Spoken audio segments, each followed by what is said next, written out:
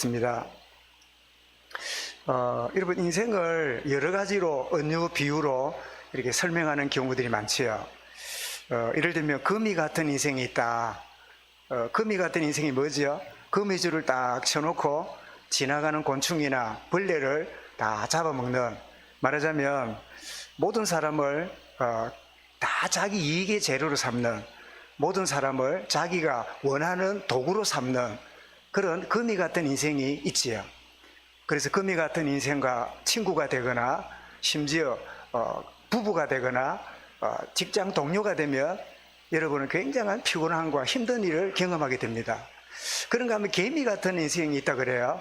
개미의 특징이 뭐지요? 성경에 나오잖아요. 부지런하잖아요. 그런데 개미가 부지런한데 특징이 뭐냐? 자기밖에 몰라요. 끊임없이 여름에 일하고 겨울에 먹을 걸 모아놓지요. 자기밖에 모르는 인생.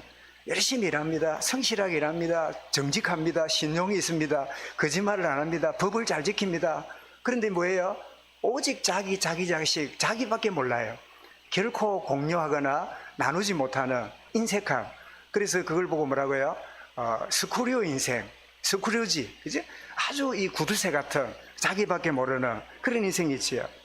그런가 하면 또 하나 인생이 있다면 꿀벌 같은, 이제 끊임없이 이 꽃 저 꽃 다니면서 꿀을 가져오고, 그리고 이 꽃 이렇게 가루를 모아오고, 그래서 그게 나중에는 필요한 사람에 꿀을 제공하는 그런 이 인생이 있다는 거지요.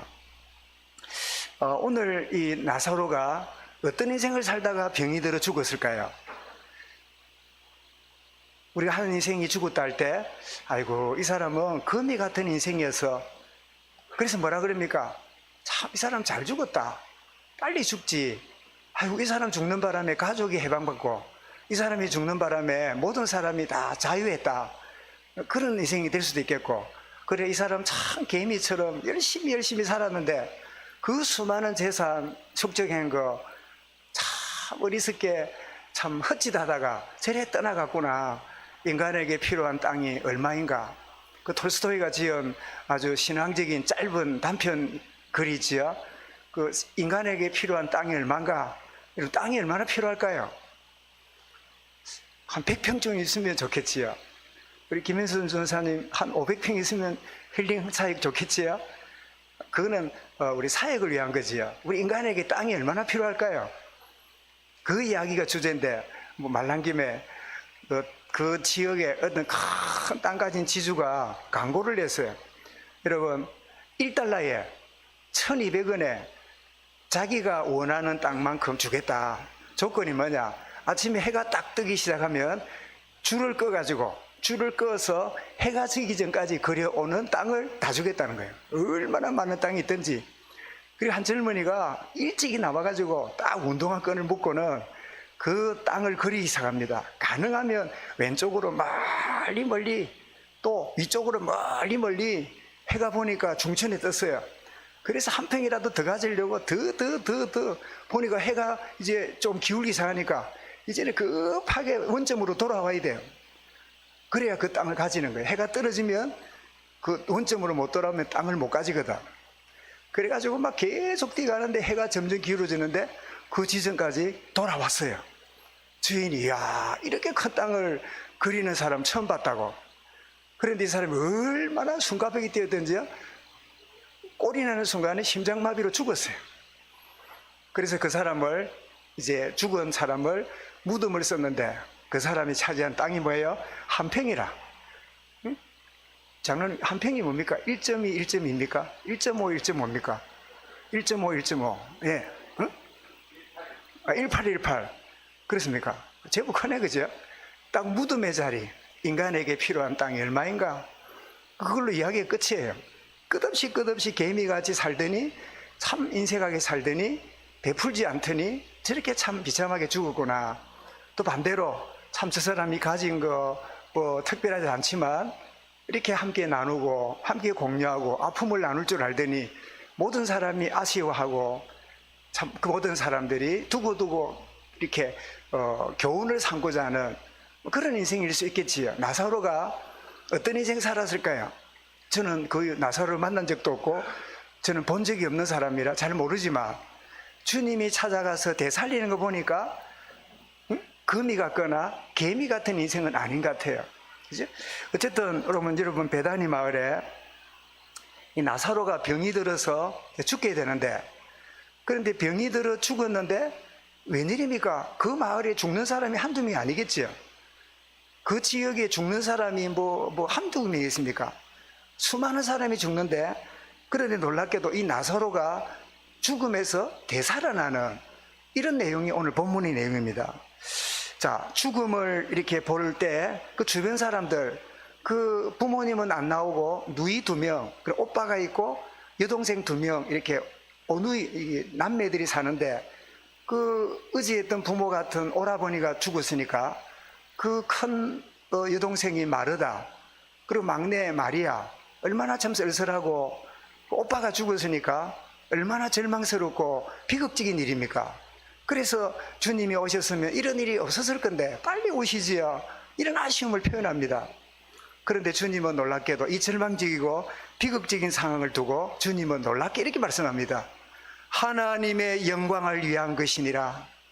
사랑하는 성도 여러분, 여러분이 지금 어려움들이 혹은 말 못하는 사정이 왜 이런 내 시간표에, 왜 나에게 파도처럼 이런 일들이 밀려왔는가 있다면, 절망처럼 보이고 비극처럼 보인다면 여러분은 속은 겁니다. 불신자들이나 복음 없는 사람이, 우리는 하나님의 어떤 분이라고요? 창조주입니다. 하나님 누구라고요? 모든 만물을 통치하는 주관자십니다. 그리고 그 하나님은 누구라고요? 나의 아버지입니다. 결코 우리에게 절망이고 비극적인 일을 주실 리가 없어요.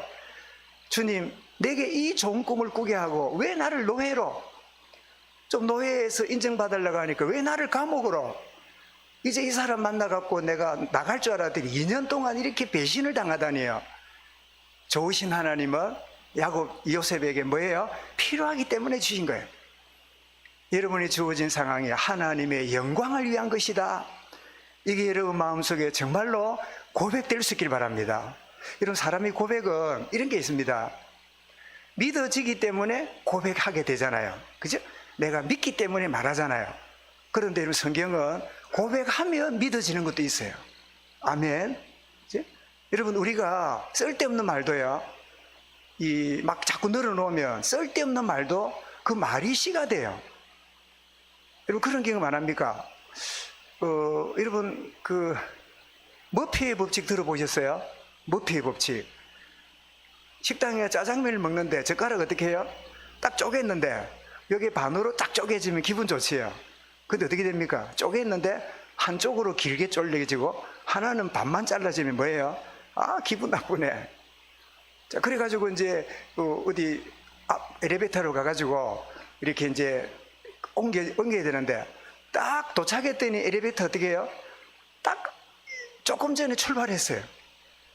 그러니까 되는 게 없는, 오늘 재수 없네, 되는 게 없네, 오늘 왜 이렇지? 이게 뭐예요? 이게 머피 법칙이라 하는데, 자꾸 오늘 이상하다, 끼어들더니 이상하다, 오늘 젓가락이 이렇더니, 이 엘리베이터가 이렇게 하더니, 이런 생각으로 여러분 하루 시작하잖아요. 그럼 하루 종일 그런 일이 벌어지는데, 그거는 그런 생각 때문에 자꾸 그런 일이 연관이 되는 거예요. 여러분, 신앙생활도 믿어지기 때문에 고백해요. 근데 여러분, 진정으로 고백하면 그게 나에게 믿음으로 다가오기도 해요. 여러분, 식물이나 동물에게도 한번 실험을 해보세요. 그리고 여러분, 사람 인간관계도 이렇게 교인들이나 이웃이나 이런 사람 만날 때 어떤 때는 좀 이게 썩 내하게 마음에 안 드는 사람도 있잖아요. 나하고 이렇게 코드가 안 맞는 사람 있잖아요. 이상하게 말을 하면 이렇게 착착 안 붙고 이상하게 까칠하고 뭐가 안 맞는 사람도 있잖아요. 그럴 때 여러분은 난 니 귀찮아, 나는 니 보면 막 신물이 올라와. 아무리 농담이라도 그런 얘기 하잖아요. 그러면 밥 먹고 나면 뭐 올라올까요? 그러면 신물이 올라와요. 이 내가 무섭습니다. 이 내가, 이 내가 농담으로 한 말인데도 이 내가 각인을 시켜놓고요, 막 신물이 올라와요. 어떤 사람은 여름에 냉면을 못 먹어. 자기는 냉면을 못 먹는데요. 혹시 여름에 냉면 못 먹는 분 혹시 계십니까? 이건 완전히 천년기념물이라. 왜 그럴까요? 냉면 먹다가 배탈 난 어린 때 기억이 나이가 60이 됐는데도 기억의 공격 때문에 쏟고 있는 거야. 그러다가 이 사람이 아니야, 나는 시원한 냉면 먹을 수 있어 라고 고백하는 순간에요, 그 다음부터 이분은 냉면집에 가면 어떻게 먹는지 알아요? 혹시 꽃배기라고 들어봤나 모르겠네. 꽃배기를 드세요. 여러분 보세요. 내가 한 말에 내가 쏜 게 많아요. 그죠? 여러분, 내게 주어진 모든 부분이 뭘 위해서요? 다 하나님의 영광을 위한 하나님의 계획이다. 여러분에게 평안이 있기를 바랍니다. 여러분이 묶인 짐들을 주님 앞에, 십자가 앞에 내려놓는 이 아침과 예배가 될 수 있기를 바랍니다. 이것은 절망이 아니요 끝이 아니라 하나님의 영광을 위한 것임이니라. 여러분, 그래서 우리는 기억할 것은 모든 인간은 죽습니다. 히브리 9장 27절에 한 번 죽는 것은 뭐라고요? 정해진 것이요, 그 누구도 죽음을 피해갈 수 없어요. 그런데 죽음이 끝입니까? 아니요. 죽은 다음에 반드시 뭐가 있어요? 계산할 때가 있어요. 심판할 때가 있어요.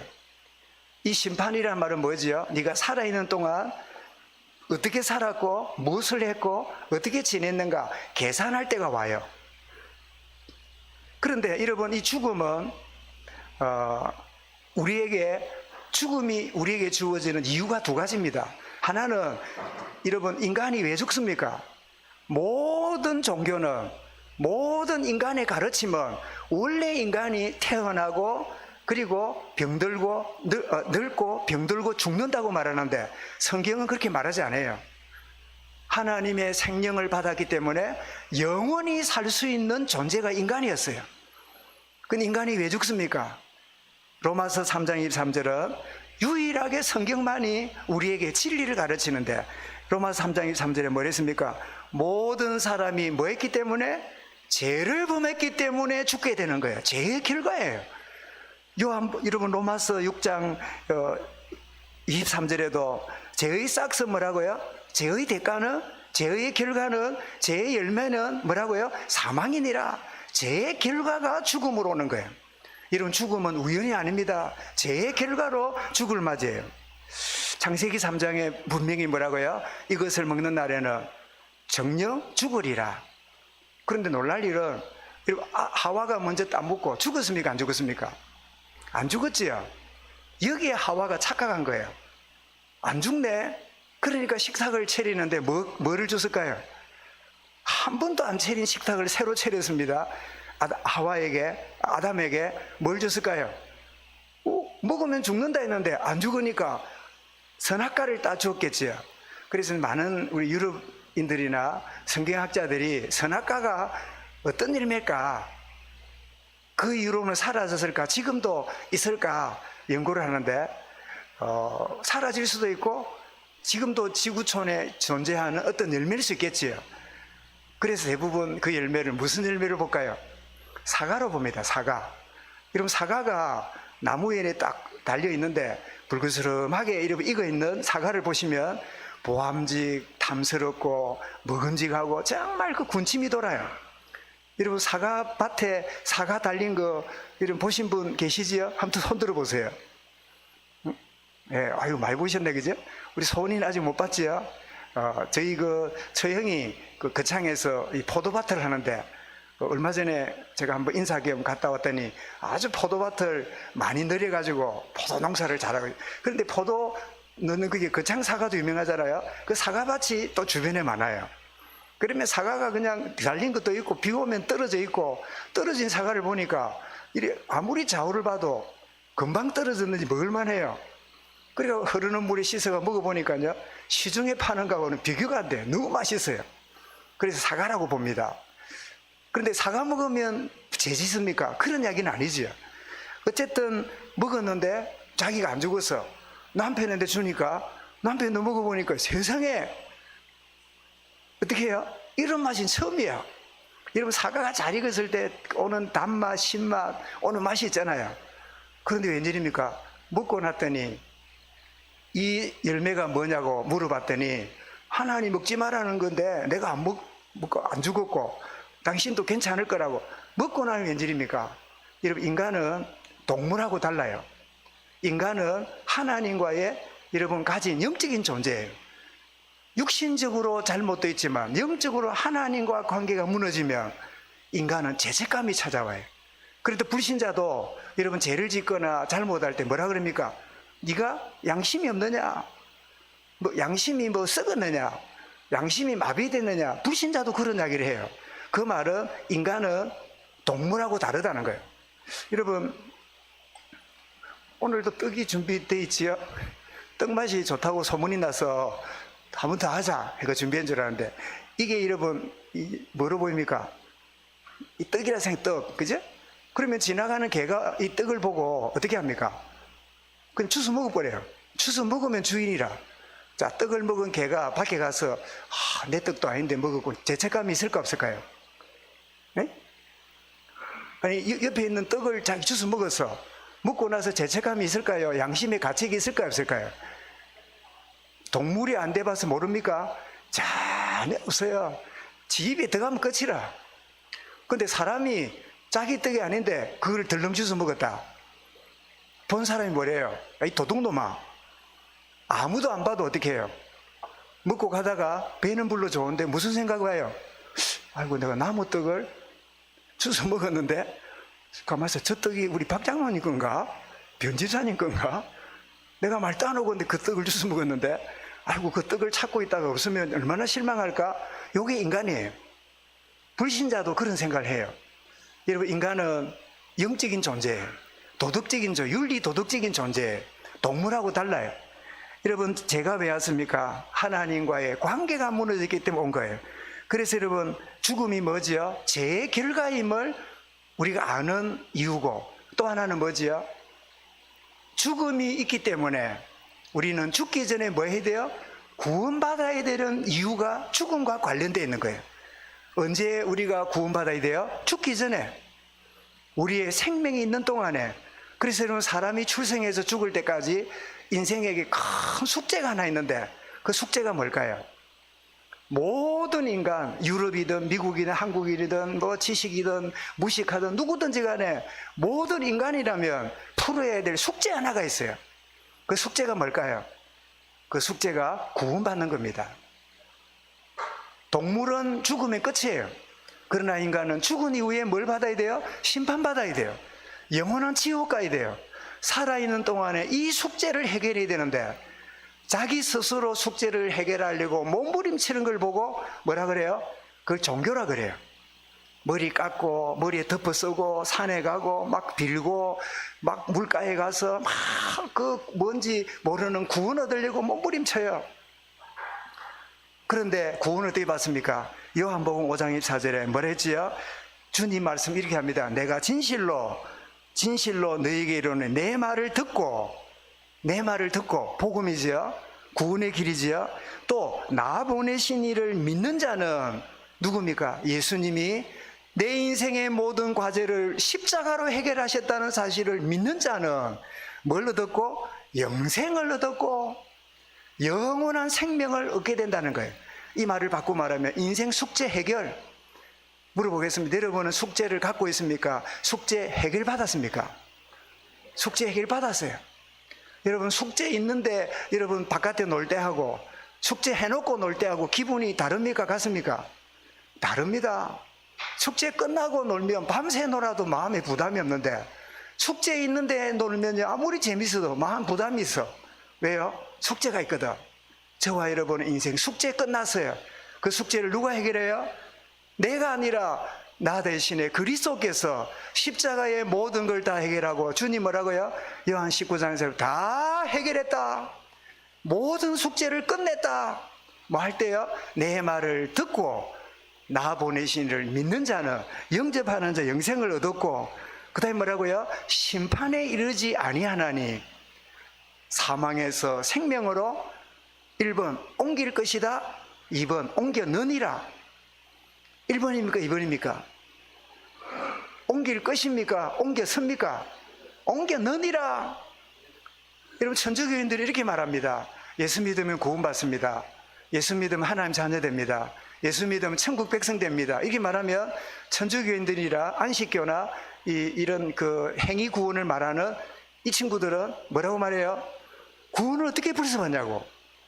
내가 막 돌을 쌓고 공적을 쌓고 어느 정도 함량이 돼야 어떤 공로로 간대. 내가 어떻게 벌써 구원받아 말할 수 있냐고.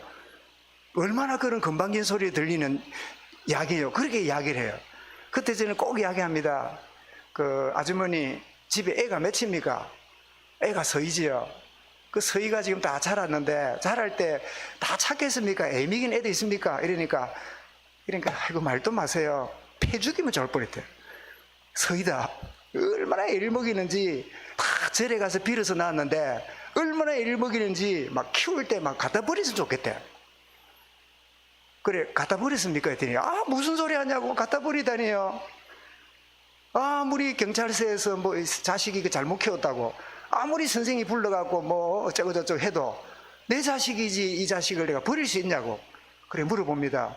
그래 자식이 공로가 있습니까? 아들 딸 자격 받을 만큼 부모님을 위해서 뭐 돈을 벌었습니까? 뭐 어깨를 주무렸습니까? 뭐 이렇게 해준 게 있습니까? 해준 게 아무것도 없대요. 그런데 안 갖다 버렸대요. 그게 뭐지요? 그게 은혜. 여러분 희한하죠. 하나님 우리에게 일반 생활 속에요 은혜로 사는 원리를 우리에게 주셨는데 복음만큼은 은혜로 안 받고 행위 구원으로 구원받는다고 이렇게 말하는 종교는 사단의 가르침이에요. 오늘 교회 안에도 목사들이 행위를 구해야 믿음으로 구원받는 게 아니다. 행해야 된다. 헌금만 해야 된다. 헌신만 해야 된다. 아무리 잘 믿어도 믿음 생활하다가 지옥 갈 수 있다 라고 말하는 자들은 마귀 새끼들이에요. 목사가 아니에요. 목사꾼이에요. 물론 잘못된 신학을 배우고 잘못된 신앙을 배웠기 때문에 그 목사도 쏟고 있는 거지요. 여러분 결코 구원은 타협할 수 없어요. 근데 한 가지 더 물어봅니다. 이번에 우리 지난주에 우리 몇몇 분들이 그 집 비우고 하는 일에 그 얼마나 더운데 그 수고를 하는 게 미안하기도 하고 참 수고했답니다 여겨지는데 마침 그 집안에 건너편에 있는 한 나이가 한 7, 80쯤 되는 모친이 있길래 뭐 이야기를 하다가 30년 교회 다니다가 지금은 어디를 씁니까? 여호와의 증인에 간대요. 그래 교회 다니더니까 여호와의 증인 사람들은 얼마나 정직한지 얼마나 성실한지 모범적인지 자기들은 그래 가르친다네. 여호와 증인이라면 직장에서 물어보도 안 하고 채용한다네. 그만큼 정직하고 성실하고 모범적이고 그렇다는 거예요. 그럴 수 있겠다. 그죠?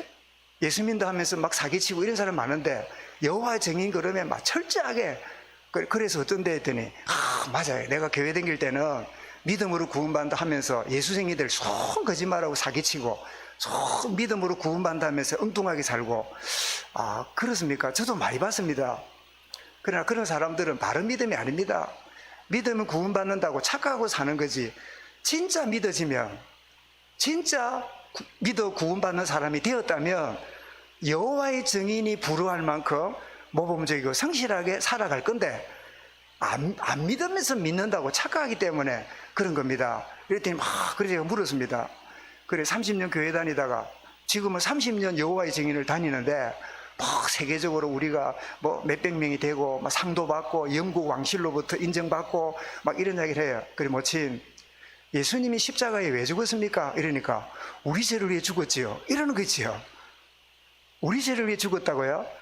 그러면 예수님이 우리 죄를 위해 죽었는데 우리가 열심히 살아야 되고 착한 일 많이 해야 구원받는다는 거는 예수님 십자가 죽은 게 헛된 거 아닙니까? 하나님이 할 일 없는 짓을 한 거 아닙니까? 그러니까 이 할머니가 못 배워 그걸 안 배웠는가 봐. 말이 끊어졌어. 필름이 끊어졌어. 예수님 십자가 죽었다는 말을 듣긴 들었는데 예수님이 십자가에 왜 죽었을까요? 할머니 아무리 착하고 아무리 선행하고 아무리 노력해도 인간은 죄성을 가졌기 때문에 행동으로 죄 지을 뻔해. 생각으로 지어도 우리 인간은 죄인입니다. 하루에 한 번만 생각으로 지은 죄가 있으면 1년 몇 개예요? 365가지. 10년이면 3650가지. 혹시 100년 살면 몇 개예요? 36,500가지. 생각으로 짓는 죄가 하루에 하나만 있더라도 수만 개의 죄를 지음으로 아무리 잘해도 하나 때문에 결국 인간은 멸망한다고. 우리 할머니가 이제 이사도 정리됐고 해서 다음에 내가 오겠다고 명함을 주고 왔는데요. 그 할머니 뿐입니까? 교회 다니는 사람들 그 생각이 많아요. 그래도 그렇지. 내가 착하고 성실하게 살아야지. 여러분, 이 이야기는 또 다른 이야기가 될 수 있어요. 믿음으로 살면 되지. 그래, 믿으면 되지. 그러고 필요 없어. 그 이야기를 한다면 그것도 복음을 틀리게 한 거예요. 진짜 믿어진다면, 그 속의 은혜 속에 내가 온 것이 분명하다면, 내가 분명히 그리스도로 말하면 영생을 얻은 새 생명이 되었다면 새 생명의 열매가 나올 수밖에 없어요. 여러분, 자주 말씀드리잖아요. 소가 새끼를 낳으면 뭐라 그럽니까? 스마트폰 내려놓으세요. 예배 시간에 내려놓고 주목하세요. 일주일에 한 번 드리는 예배 뭐 그리 중요한 게 많다고. 쳐다보세요. 주목하세요. 여러분, 소가 새끼를 낳으면 뭐라 그래요? 송아지라 그래요. 개가 새끼를 낳으면 또 개새끼를 하려 강아지, 응? 강아지라 그러지요. 그러면 송아지가 이렇게 자라나서 엄마를 부를 때 멍멍 하는 소 봤습니까? 네? 그 기네스북에 나올 일이라. 배우지도 않았는데 엄매 그래요. 여러분, 강아지가 어미를 찾을 때 엄매 하는 강아지 봤습니까? 다 멍멍해요. 우리 집에 고양이가 있는데 고양이가 멍멍하면서 간식 달라고 한 걸 들어본 적이 없어요. 고양이는 어떻게 해요? 야옹해요. 왜 그럴까요? 신분 자체가, 생명 자체가 그래요. 죽었던 우리의 인생이 그리스도로 말미암아 새 생명 얻으면 새 생명의 증거가 나올 수밖에 없어요. 여러분, 그런 의미에서 오늘 믿는다고 하는 그리스도인들이 새 생명 가운데 있지 못하니까 전도는커녕 전도 방해하는 그냥 방해거리가 되고 있는 게 얼마나 안타까운 일이에요. 이 말씀 듣고 바로 살아야지 결심하지 마세요. 아무리 바로 살려도 안 되고 있는 내가 그리스도 앞에 십자가에 못 박혔고 새 생명 가운데 새롭게 시작하기 원합니다. 주님의 생명이 나를 통해 드러나기 원합니다. 그래 기도해야지. 바로 살아야지. 바로 믿어야지. 내가 인정받아야지. 그 자체가 종교로 또 돌아가는 거예요. 그러니까 여러분, 그 사람들 말하고 코드가 맞아가지고 늘 요거도 먹는 거예요. 아이고, 내가 사업하는데 사기친 놈 전부 다 장로 집사, 교회가 뭐 어떻고, 이런 소리를 듣는 거예요. 내가 살 수 없는 것 때문에 십자가에 죽어야 그 새 생명의 은혜로 내가 행할 수 있다고 하는 이 근원적인 부분이 우리의 중심의 신앙 고백이 될 수 있길 바랍니다. 여러분, 구원받은 성도는 심판대에 섭니까 안 섭니까? 심판대에 섭니다. 그런데 놀랍게도 심판대에 서는데 두렵게 서는 게 아니라 담대함으로 서요. 담대함으로 서요. 왜 담대함으로 설까요? 여러분, 요한일서 4장 17절에 보니까 이로써 사랑이 우리에게 온전히 이루어진 것은 우리가 심판날에 담대함을 가지게 하려 함이니 주께서 그러하신가 같이 우리도 이 세상에서 그러하니라. 우리는 두려움으로 사는 자가 아니라 주께서 우리의 변호사가 되시고 우리의 중보자가 되심으로 그 은혜로 우리는 담대하게 주님 앞에 설 것이고 이 세상에서도 어떻게 해요? 담대함으로 사는 거예요. 큰일 났다. 앞으로 어떡하지? 지금까지 살았지만 미래는 어떡하지? 그럴 필요 없어요. 구원받은 하나님 뭐라고요? 담대함으로 사는 거예요. 담대함으로. 왜 그렇습니까? 요한 3장 16절에 하나님이 세상을 이처럼 사랑하사 독생자를 지었으니 이는 저를 믿는 자 멸망치 않고 영생을 얻게 하려 하심이라. 영원한 생명 가진 우리가 두려울 게 뭐 있어요? 그죠? 사망이나 생명이나 어떤 것이라도 해할 자가 없는 그게 우리의 모습이에요. 요한계시록 11장 18절에도 이방인들이 분노하며 주의 진노가 내려 죽은 자들을 심판하시며, 자, 드디어 마지막 때를 말씀합니다. 죽은 자를 심판하시며, 그래 심판날이 뭡니까? 불신자들, 하나님 모르는 자들은 문자 그대로 심판받고 둘째 지옥인 사망으로 들어가는 시간이 바로 심판날이에요. 그런데 구원받은 자는 어떻게 해요? 18절 뒤에 보면 종 선지자들과 성도들과 또 작은 자든지 큰 자든지 주의 이름을 경외하는 자들에게는 한번 따라합시다. 상 주시며. 심판날이 무슨 날이지요? 상 받는 날이에요. 상 이름은 또 뭐가 나옵니까? 내 공로, 내가 얼마나 헌신했지, 내가 얼마나 열심히 했지, 또 이쪽으로 돌아가요. 여러분, 요한계시록을 우리 이제 조금 지나면 이제 차례대로 읽게 될 건데 거기 보십시오. 여러분, 성경에 보면 행위 따라서 상을 주고 뭐 아니면 벌을 주고 이런 표현이 많이 나와요. 근데 그것은 불신자에게 주는 표현이에요.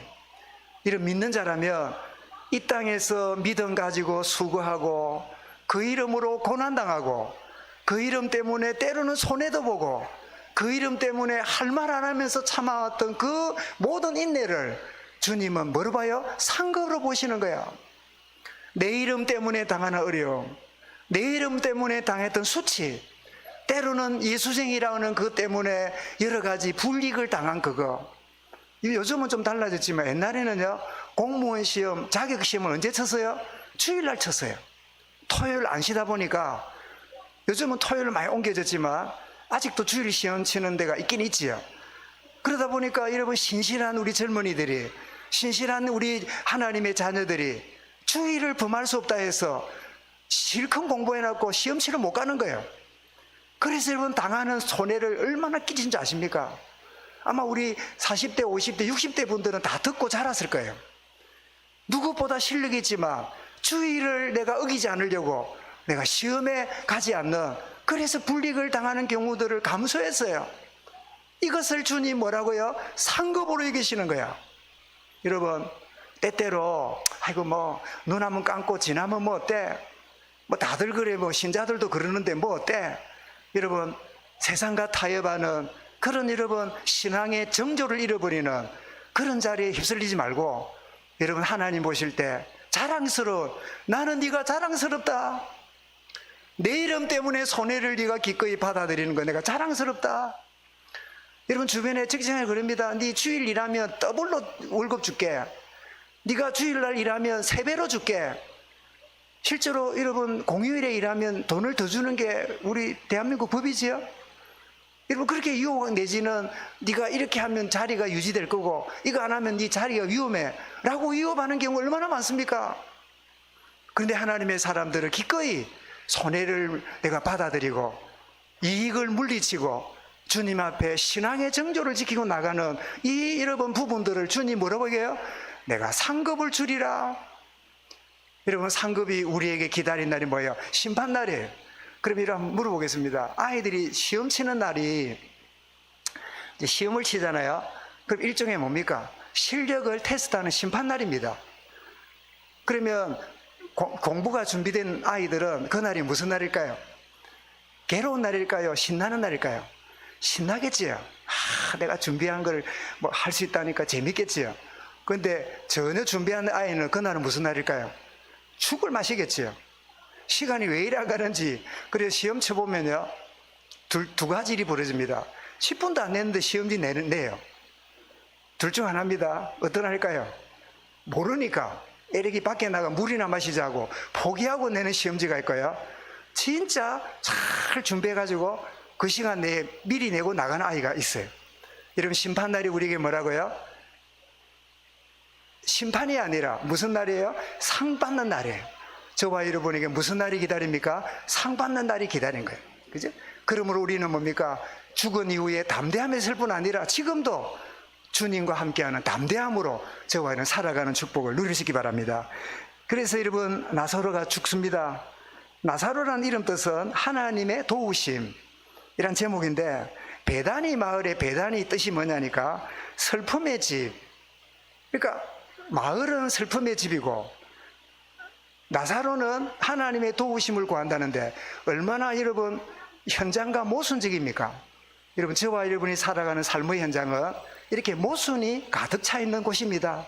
이런 곳에 있다가 병에 걸렸습니다. 어떤 병일까요? 늙은 죽는 건 아닌 것 같고 사고도 아닌 것 같고 둘 중 하나인 것 같아. 오랫동안 젊어도 왜 지병이 있잖아요. 그 지병 때문에 죽었거나 아니면 중동 지역은 더우니까 전염병으로 죽지 않았을까. 둘 중 하나라 봅니다. 지병 때문에 죽었거나 아니면 전염병.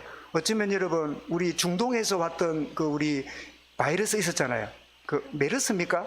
그 메르스 있었지요? 그런 것들이 중동 지역에는 굉장히 많아요. 요즘 말하면 코로나 같은 이런 전염병으로 죽은 거예요. 누이들이 간청합니다. 주님 병 들었습니다. 빨리 오십시오. 그러니까 주님이 그 말을 듣더니 이틀을 더 기다려놓고 그리고는 무덤에 언제 가요? 죽은 지 나흘이 됐을 때 또 오셨어요. 여러분, 저는 이 말씀 읽으면서 주님 왜 빨리 응답 안 줍니까? 왜 빨리 하나님 역사 안 합니까?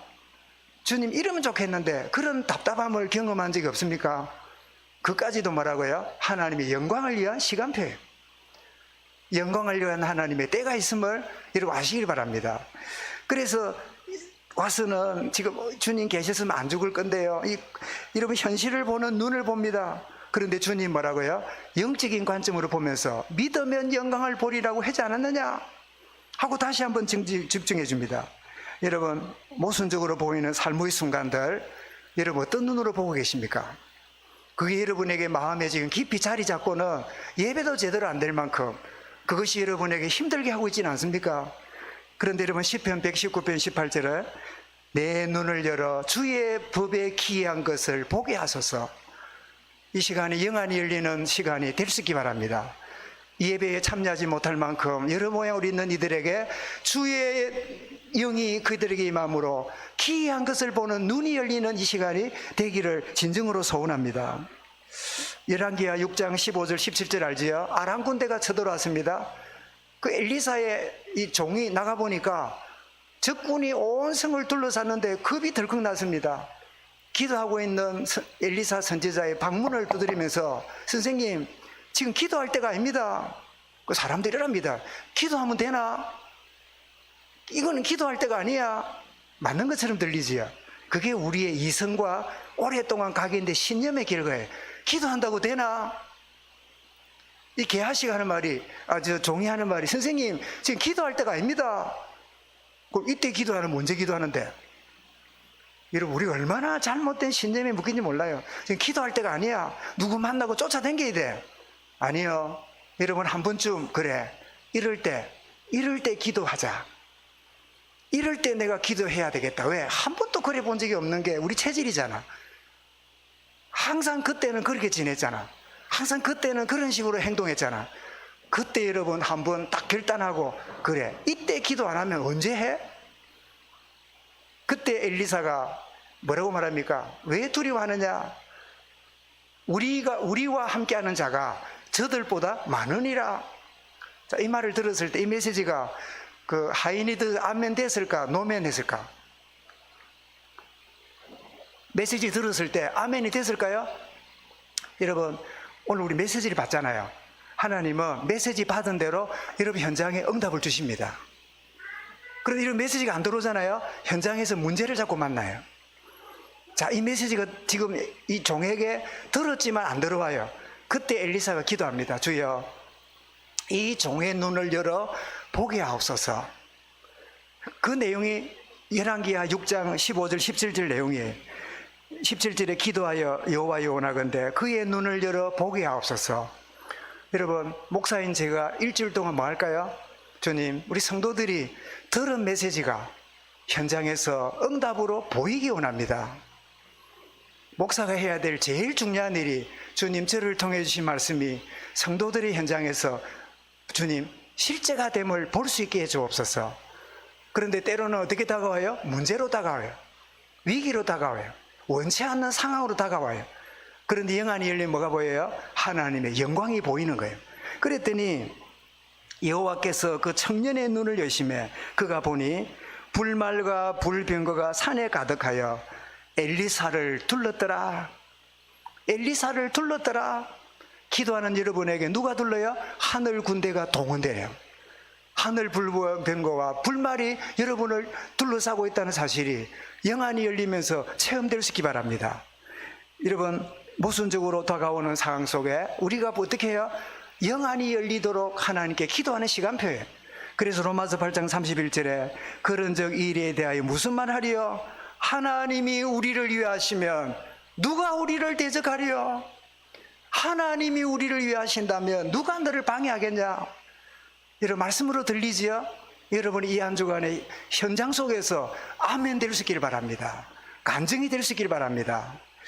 죽음에서 대사님을 받게 됩니다. 여러분 주님이 그 무덤을 방문하고 큰 소리로 외치십니다. 그게 43절 44절입니다. 나오셔서 무덤 문을 치우라, 돌을 치우라. 우리는 땅에 묻지만 팔레스타인은 동굴을 파고 시체를 안치하고는 돌문으로 이렇게 묻어놔요. 저도 이렇게 어떤 무덤을 이스라엘 가서 보기도 했는데요.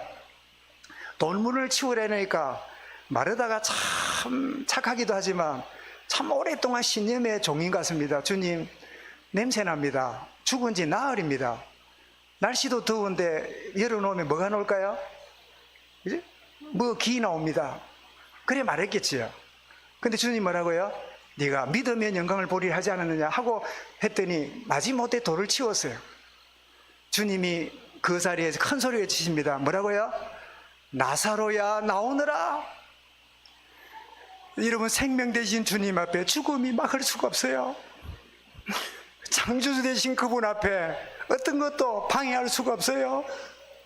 이 주님이 내 인생의 주인 되십니다. 우리는 그분의 어떻습니까? 우리가 그분을 의지하고 살아가는 인생들이에요. 여러분, 현실과 문제에 늘 쏟고 사는 그 자리에 여러분 한 번쯤 생애를 한번 돌이켜 보시기 바랍니다. 그래, 나사로야 나오너라. 여러분, 그 말을 던졌을 때 주변에 있는 사람 중에 믿는 사람이 있었을까 없었을까? 아무도 없을 거예요. 아무도 없었을 거예요. 근데 웬일입니까? 그 말이 떨어지자마자 그 무덤의 끔끔한 동굴에서 뭐가 소리 나기 시작했어요. 누구의 발자국 소리일까요? 죽어있는 나사로가 살아서 흘러나오는 거예요. 여러분, 주의 이름으로 이런 응답이 여러분 현장에 체험되기를 바랍니다. 절대 안 된다는 그 불안의 현장에 주의 이름으로 내 인생의 최고의 아픔이고 실패라고 했던 그 현장이 되살아나서 하나님의 영광이 드러나는 그런 일이 일어나시기 바랍니다. 근데 워낙에 여러분 시체를 수의로 쌌으니까 풀 수가 없잖아요. 나오긴 나왔는데 몸에 감겨있는 수의가 있잖아요. 사람들은 수의가 나왔지만 저게 살았는가 죽었는가 의심이 갔겠지요. 그래 주님 뭐라고 다시 말씀합니다. 풀어놓아 다니게 해라. 그것을 이런 푸는 순간에 얼굴이 나오고 어깨가 나오고 팔이 나오고 다리가 나왔을 때, 그리고 나사로가 활발하게 움직였을 때 그 모든 사람들은 아마 고함을 질렀을 거예요. 있을 수 없는 일을 보게 되는, 이 분명히 병들어 썩고 냄새나고 분명히 죽은 거를 장례 치른 걸 아는데 이 살아난 인간이 그냥이 아니라 정상인이 되었을 때, 그래서 여러분 12장, 여러분 오늘 11장 읽겠습니다만은 12장 9절을 한번 가보십시오. 12장 9절에 보면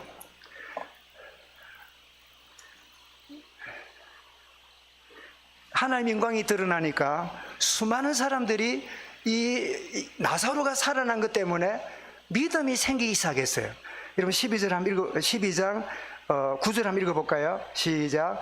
유대인의 큰 무리가 예수께서 여기 계신 줄을 알고 오니 이는 예수만 보기 위함이 아니요 죽은 자 가운데 살리신 나사로도 보려 함이르라. 저는 이 말씀을 읽는 순간에 여러분, 우리 이랍니다. 교회 사람 보고 다니나 하나님 믿음 보고 가지. 맞아요. 그런데 여러분, 그 말이 바른 말이 아니에요. 여러분, 교회 안에는 주님이 역사하지만 주님으로 말미암아 증거 가진 정인들이 모인 자리가 교회예요. 교회가 누굽니까? 예수 보고 오는 자리가 아닙니다. 예수 때문에 얻은 정인들이 있는 자리가 교회예요. 이게 여러분, 교회 자체가 뭐지요? 교회 자체가 전도의 장이 되는 거예요. 한 사람 두 사람이 와서 이 교회를 보니까 주님이 살아계시고 그 주님으로 말미암아 개개인마다 가진 증거가 분명해요. 그 자체가 뭐예요? 생명 살리는 시스템이 되는 거예요. 우리가 막 열심히 하고 어떻게 하는 거 그것도 중요하지만 예배 자체가 뭐예요? 주님이 살아계시고 그 주님이 지금 그 살아계심을 체험한 사람들이 모여있는 그 자리에 대화하고 뭐 나누고 이렇게 하다가 진짜 주님이 역사하는 곳이구나. 이것이 뭐예요? 생명 살리는 현장이 돼요. 예수 때문에가 또 있지만 누구 때문에요? 예수 때문에 증거받은 나사로를 보려고 베다니 마을에 큰 역사가 일어난 증거를 보게 되는데, 여러분 12장 17절도 한번 보십시다. 17절에 읽어보겠습니다. 나사로를 무덤에서 불러내어 죽은 자 가운데서 살리실 때에 함께 있던 무리가 뭐한지라? 증언한지라. 예수님이 혼자 산 게 아니라 수많은 사람이 들었잖아요. 나사로야 나오너라. 그죠? 그 사람들도 거기 뭐라고요? 같이 있었단 말이에요. 저와 이리 누굽니까? 주님의 증인입니다. 그 주님이 내게 이렇게 역사하셨다는 거예요. 그 주님이 나에게 이렇게 일하셨다는 거예요. 그게 여러분 오늘 교회고 오늘 모습이지요. 그러면 여러분 되살아난 나사로는 하루하루가 뭐 하는 인생이지요?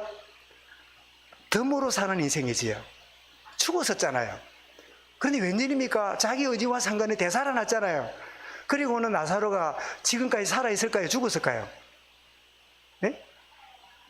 그 나사로가 이제 살아났잖아요. 지금까지 살아있을까요? 죽고 무덤에 묻혔을까요? 묻는 내가 바보지요. 언젠가 또 죽었겠지요. 그런데 얼마 산지 몰라도 그 살아있는 하루하루가 뭐예요? 덤으로 사는 인생이에요. 오늘 말씀 제목이 뭐지요? 나사로는 덤으로 사는 인생을 살았어요. 여러분, 그런데 그 나사로가 누굴까요? 오늘 저와 여러분들입니다. 여러분, 사실 우리는 그리스도와 함께 십자가에 죽었어요. 나사로가 죽은 것처럼 그리스도와 함께 십자가에 죽은 사람이에요. 그리고 우리는 뭐예요? 그리스도로 말하며 살리심을 받은 자예요. 오늘 여러분, 저와 여러분 누구지요? 우리는 나사로입니다. 저는 사실 우리 부활 시리즈를 할 때 이 나사로 메시지를 마지막에 하려고 했는데 그 묘하게 이렇게 넘어왔는데 하나님 이 시간표에 우리에게 주신 것 같아요. 여러분, 갈라디아 2장 20절을 기억하지요? 내가 그리스도와 함께 십자가에 못 박겠다니 이제 내가 산 것은 내가 아니요 내 안에 그리스도가 사신 것이라. 나는 십자가에 그리스도와 죽었고 그리스도와 살리심을 받아 이 시대에 나는 누구지요? 나는 나사로예요. 에스겔 37장 13절에도 내 백성들아 내가 너희 무덤을 열고 너희로 거기에서 나오게 한적 너희가 내가 여호와인 줄 알리라. 그 에스골 마른 뼈다귀 이야기를 하면서 그런 가운데 무덤에서 너희를 내가 불러냈을 때 너희가 군대가 된 것처럼 이렇게 말씀하지요. 그렇다면 여러분, 우리는 나사로처럼 무덤에 들어가 본 적 없지만 그리스도와 함께 십자가에 묻힌 자이고 그리스도와 함께 살리심을 받았다는 그런 의미에서 나는 누굽니까? 이 시대의 나사로예요. 나는 어떤 인생 살지요? 덤으로 사는 인생입니다. 여러분, 길게 살고 짧게 살고 숙제 해결받았고 과제를 해결받은 인생이라면 길고 짧고 그거는 하나님의 주권 속에 있는 거예요. 여러분, 이번에 우리 전체 교회가 이 코로나라고 하는 정말 죽을 수도 있는 그런 자리까지 갔다 온 게 저는 나사로 메시지가 훨씬 더 다가왔다고 생각합니다. 저도 사실은 같이 다 창원병원에 갔는데 저 혼자만 이 경상대 국립병원으로 옮겨졌잖아요. 그래서 이상하다. 왜 내 혼자만 옮겼을까? 뭔지 잘 몰랐어요. 근데 지난주에 우리 변집사님 네가 주일 오후에 집에 와서 잠깐 교제를 할 때 제가 어떤 상태인지를 우리 집사님 통해서 알았어요. 제 방에 우리 홍장로님, 변집사님, 저 세 명이 이렇게 엄합병동에 먼저 갔거든요. 그래서 이제 산소를 끼워주고 이러는데 이상하게 호흡이 자꾸 이렇게 가팠는데 간호사가 자꾸 그래, 선생님 빨리 숨을 쉬세요, 숨을 쉬세요. 그 산소 포하더라고 이러는데 그래서 저는 이제 그 말씀드린 대로 주일 오후에 들어갔다가 월요일 아침에 주님이 제게 내가 잘했다. 내가 너와 함께 하겠다. 그런 답을 얻고 있는데 영적으로는 너무 좋은데 육신적으로는 제가 죽어가고 있었어요. 그 변사님이 제 맞은편 병상에 있다가 잠을 4일 동안 못 잤다더라고. 왜? 자꾸 산소가 떨어지면 내사 상태가 오면서 그렇게 죽는다네요. 그 산소 공급이 안 되니까. 그때 병원에서 주어주는 산소가 제 생명을 지탱을 못해요. 그러니까 잠을 못 주무시다길래 미안하기도 하고 고맙기도 하고 그랬어요. 내가 어떤 상태 나는 잘 몰랐어요. 왜냐면 영적으로 너무 행복했기 때문에. 그러다가 뭐 숨 끊어지면 주님 앞에 가는 거잖아요. 그런데 4일 만에 의사가 더 이상 우리 병원이 치료를 못하는 중증이니까 그래 대학병원으로 가자고. 그래서 주일 오후에 갔다가 목요일 날 오전에 저를 불러내고는 막 카트 태워가는데 막 누구 가져가는데 또 사람 짐짝 같아요. 고등어 같아. 뭐 어디를 가는지 몰라요. 막 빙글빙글 돌리는데. 그래서 이제 어느 병실에 갔더니 뭐 길이 한 2, 3m 딱 사각형에 화장실도 막 아무것도 없어요. 미안합니다만은 막 오줌통 갖다 놓고 기저귀 채우고 막 완전히 막 가슴, 등, 팔 막 온 기기를 붙여가지고 돌리는데 뭐 바깥이 안 보이지. 온 사방이 벽이니까 감옥이 따로 없어요. 그런 곳에 8일 동안 막 집중적으로 피 뽑고 막 난리 나고 또 동맥주사라는 거 처음 맞았는데 얼마나 아픈지요. 나 죽을 뻔했어요. 그것 때문에. 내가 4일 동안 있다가 온 게 우연이 아니고 죽어가니까. 그러니까 거기서 주는 이 산소를 보니까 이 시원한 게 아니라 막 뜨거운 산소를 주더라고요. 그러니까 막 생기를 불어넣는가 봐요. 기계가 다르더만요. 그래 8일 동안 제가 치료를 받고 이제 됐다고. 그리고는 8일 그 회복실에서 있다가 제가 나왔잖아요.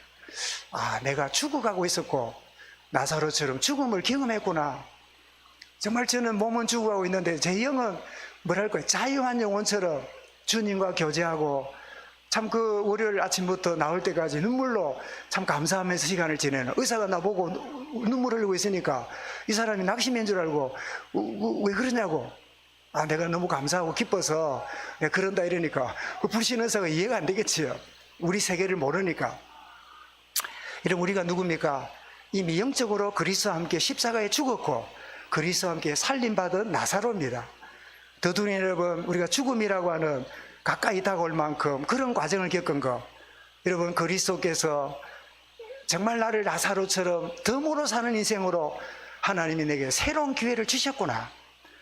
이 감정으로 여러분이 자리 잡으면 아름다운 추억이 되는데, 그게 안 되면요, 큰일 날 뻔했네. 아이고 내 인생에 지긋지긋해, 너무너무 억울해, 아이고 내가 너무, 여러분 그런 상처로 남을 수 있어요. 좀 제가 말이 좀 깁니다만은, 아침에 일찍이 우리 최성용 목사가 있잖아요. 우리 교회 후원하고 우리 전도사로 사역을 했던. 근데 우리 지지난주에 청년들을 데리고 어디 현장을 갔다 오다가 8명이 확진자가 되었어요. 그걸 모르고 일주일 지냈는데 아이들 3명이 확진자가 되고, 그 아이가 3명이잖아요. 조훈이, 조영이, 조한이. 마침 또 사모는 음성이에요. 그래가지고 병원에 갔는데 문제는 우리 최 목사가 확진자가 되니까 이 아이를 돌볼 수가 없잖아요. 그래서 그 돌보려고 보건소에 음성의 사모가 아이들 돌본다고. 그래서 또 우리 최 목사는 폐렴이 와가지고 저처럼 된가 봐요. 해가지고 병원으로 옮겨가고, 아이를 돌볼 수 없으니까 그 사모가 가서 돌보고 있다고 그 문자가 왔더라고요. 그래서 제가 경험했기 때문에 그래 염려하지 마라, 하나님 영광이 나타날 거다 이랬더니 고맙게도 목사님 염려치 않아요, 하나님 계획을 내가 보기 원해요 이러면서 왔길래 너무 마음이 편안하고 이런 기도 제목을 드리는데, 아마 이제 그냥 단순한 양성이 한 폐렴까지 갔으니까 이게 심각한 단계예요. 아마 저처럼 하면 그런 일이 벌어진 꼴이지요. 어쨌든 이런 과정들, 주님은 우리를 어떻게 해요? 덤으로 사는 인생으로 알게 하려고 영적으로만 깨닫지 못하는 우리에게 이런저런 과정들을 허락하신다, 이런 결론입니다. 이런 구원받은 우리 인생은 뭐라고요? 덤으로 사는 인생이 분명합니다.